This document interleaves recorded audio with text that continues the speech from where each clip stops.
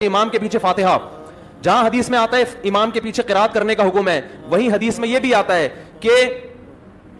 من کان لہ امام فقراءۃ الامام لہ قراءۃ، جس کا امام ہو تو امام کی قرات مقتدی کے لیے کافی ہے۔ وہاں حدیث میں یہ بھی آتا ہے، مسلم کی حدیث ہے، انما جعل الامام لیتم بہ، امام کو امام اس لیے بنایا جاتا ہے اس کی اقتدا کی جائے۔ اذا کبر فکبروا، تکبیر کہے تو تکبیر کہو، واذا قرأ فانصتوا، صحیح مسلم کے الفاظ ہیں، قرات کرے تو خاموش ہو جاؤ۔ واذا قال ولا الضالین، جب ولا الضالین کہے قولوا آمین۔ واذا رکع، جب رکوع کرے فرکعوا، تو تم بھی اس کے ساتھ رکوع کرو۔ یہاں امام کو قرات کا حکم دیا جا رہا ہے، مقتدی کو صرف آمین کہنے کا حکم دیا جا رہا ہے۔ کہتے ہیں حدیث میں آتا ہے کہ لا صلاۃ الا بفاتحۃ الکتاب، سورہ فاتحہ کے بغیر نماز نہیں ہوتی۔ صحیح مسلم میں دوسری حدیث بھی ہے، من لم یقرأ بفاتحۃ الکتاب فصاعدا، جو سورہ فاتحہ پلس تلاوت نہیں کرتا اس کی نماز نہیں ہوتی۔ ہم کہتے ہیں جب باقی تلاوت میں امام کی تلاوت مقتدی کے لیے کافی ہے تو فاتحہ میں بھی کافی ہونی چاہیے۔ میرا مقصد ابھی فروعی مسائل کے دلیل دینا نہیں ہے، دلیل ادھر بھی ہے ادھر بھی ہے، تو آپ ان مختلف دلائل میں اپنے عالم کو فالو کرتے ہو جس پر آپ کو اعتماد ہوتا ہے، آپ اس کی رائے کو لے رہے ہوتے، آپ ڈائریکٹ نبی کو فالو نہیں کر رہے ہوتے۔ ڈائریکٹ نبی کو فالو کرو گے تو یہ تو ساری حدیثیں نبی کی ہیں، ان میں کس کو لینا ہے کس کو چھوڑنا ہے۔ میں سمجھ گیا آپ کی بات۔ آپ کا دو سوال ہے، ایک یہ کہ اس طرح کے اختلافات ہوں تو ایک عالم کیا کرے گا، اور دوسرا ہے کہ عام آدمی کیا کرے۔ دیکھیے یہاں پہ بھی تقلید، یہ سارے اختلافات ہیں، کوئی بھی شخص ان اختلافات میں اگر ڈیسیزن لے گا تو اس کا ایک اجتہاد ہوگا۔ تو ایک آدمی جو اجتہاد نہیں کر سکتا ہے، کوئی ڈیسیزن نہیں لے سکتا ہے، چاہے روایات کا تعارض ہو، چاہے روایات کی تصحیح تضعیف کا مسئلہ ہو، صحیح ضعیف کا مسئلہ ہو، یا صحیح ہے لیکن آپس میں ٹکرا رہی، سمجھ میں نہیں آ رہا، کنفیوز ہے، تو جو بھی عالم کوئی ڈیسیزن لے گا تو اپنی کوئی دلائل پیش کرے گا نا کہ ہم اس وجہ سے یہ بات کہہ رہے ہیں، اور جو کہے گا کوئی دوسری بات کہے گا وہ بھی اپنی دلائل پیش کرے گا۔ تو ان اختلافات میں جب بھی عالم اپنا کوئی اوپینین دے گا، کوئی رجل پیش کرے گا، تو اس کے تائید میں کوئی بات بھی رکھے نا کہ ہم ایسا اس وجہ سے بول رہے ہیں، تو اب وہاں پہ ایک عام شخص موازنہ کر سکتا ہے کہ یہ صاحب یہ بات کہہ رہے ہیں، ان کی بات میں کتنا وزن ہے، دوسرے صاحب یہ بات کہہ رہے ہیں، ان کی بات میں کتنا وزن ہے، تو اس حساب سے آدمی کنفرم کر سکتا ہے کہ کس کی بات وزندار ہے، اس میں لینا ہے۔ اب جیسے آپ نے 3 حدیثوں کی طرف اشارہ کیا،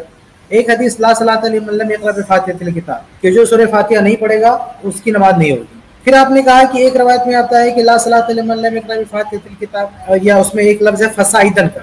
کہ اس کی طرف شاید آپ نے اشارہ کیا ہے کہ بھئی ایک روایت میں یہ بھی آتا ہے کہ جو سورہ فاتحہ نہیں پڑھے گا اور سورہ فاتحہ فصاعدا، سورہ فاتحہ یا اس سے زیادہ نہیں پڑھے گا تو اس کی نماز نہیں ہوگی۔ تو اب آپ کو لگتا ہے کہ تو دو بات آ گئی، ایک تو ایک روایت میں یہ کہا جا رہا تھا کہ سورہ فاتحہ پڑھنا کمپلسری ہے، اب یہاں سورہ فاتحہ پلس کچھ اور کہا جا رہا ہے، جبکہ ایسا نہیں ہے۔ اب اس کنفیوژن کا 2 جواب،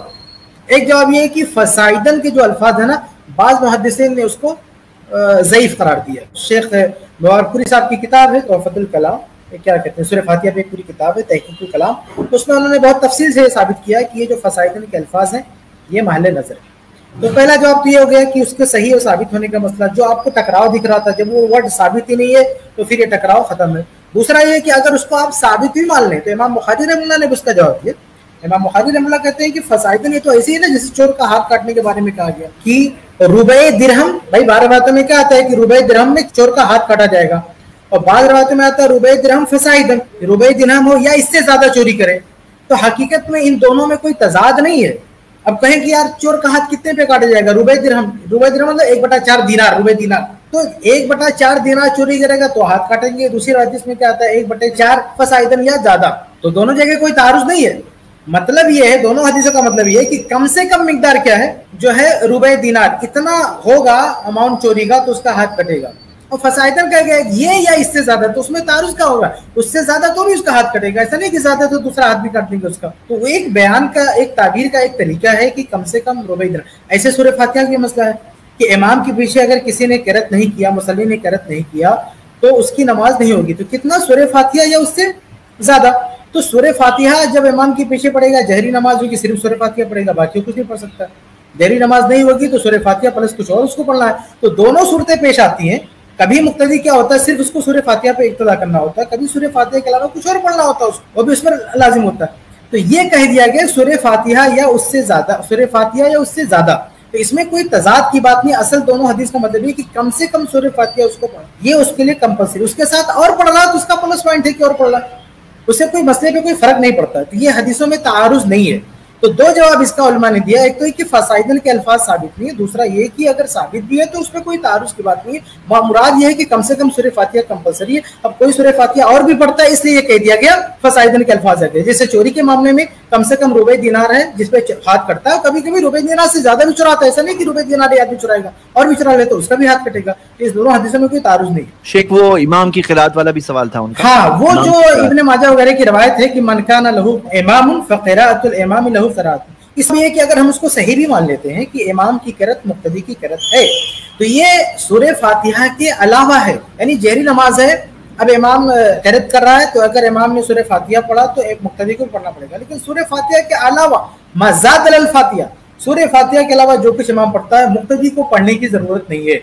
تو اس میں تو سورہ فاتحہ کا نام نہیں ہے کہ امام کی قرات مقتدی کی قرات ہوتی ہے، اس میں سورہ فاتحہ کا ذکر نہیں ہے، اس میں ایک عام سی بات ہے، لیکن دوسری حدیث میں وضاحت آ گئی ہے کہ سورہ فاتحہ پڑھنا ضروری ہے، تو دونوں حدیثوں کو ساتھ ملاتے ہیں تو مطلب یہ نکلتا ہے کہ امام کی قرات مقتدی کی قرات ہوگی، ہر جگہ ہوگی سوائے سورہ فاتحہ کے، یہاں پہ امام کی قرات مقتدی کی قرات نہیں مانی جائے گی۔ جیسے آپ دیکھیں قرآن میں ہے حرمت علیکم المیتۃ، مردہ کوئی جانور جو حلال تھا اگر وہ مر جائے بغیر ذبح کیے آپ اسے نہیں کھا سکتے، لیکن مچھلی کے بارے میں کیا آتا ہے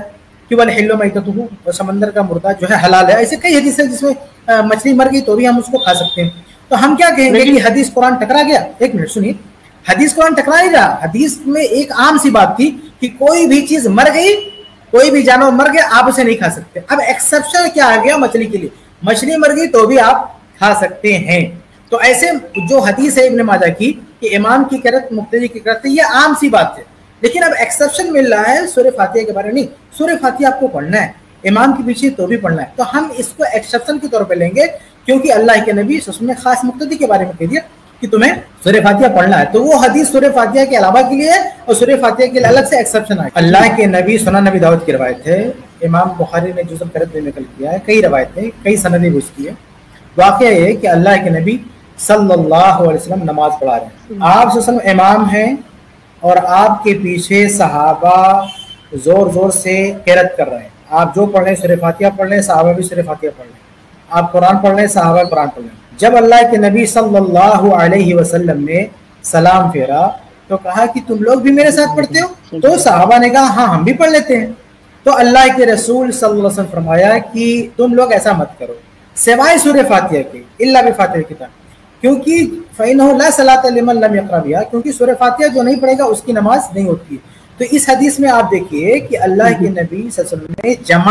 جماعت کی بات بھی اس میں ہے اور مقتدی کی بات بھی ہے کہ اللہ کے نبی صلی اللہ علیہ وسلم نے جماعت میں مقتدی کو یہ حکم دیا ہے کہ ٹھیک ہے اگر امام پڑھ رہا ہے تو تمہیں پڑھنے کی ضرورت نہیں، لیکن ایکسیپشن دیا سورہ فاتحہ تو تم کو پڑھنا ہے کیونکہ اس کے بغیر نماز نہیں ہوتی ہے۔ وہی حدیث جو ہے دوسری کا جو آپ پڑھ رہے ہیں وہ ڈیٹیل میں سنن نبی داؤد میں امام بخاری کی کتاب جزء القرات وغیرہ میں آئی ہے، جس میں پوری تفصیل موجود ہے کہ اللہ کے نبی صلی اللہ علیہ وسلم نے خاص طور سے مقتدی کے لیے کہا ہے، جماعت کے لیے کہا ہے کہ میرے پیچھے تو نماز پڑھ لے تو سورہ فاتحہ کو پڑھنا ہے، اس کے بغیر نماز نہیں ہوتی۔